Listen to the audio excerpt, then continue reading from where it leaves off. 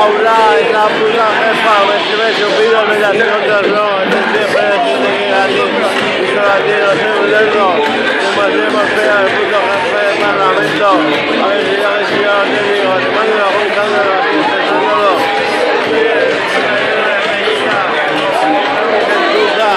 ¿qué pasa? Es una puta merluza.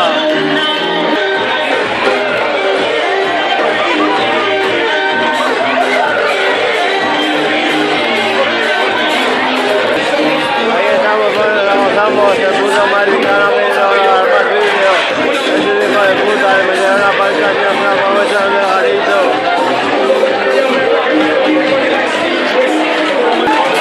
Eso está lleno, hay mucha peña, ¿qué pasa? Aquí estamos los que ganamos, putos estamos.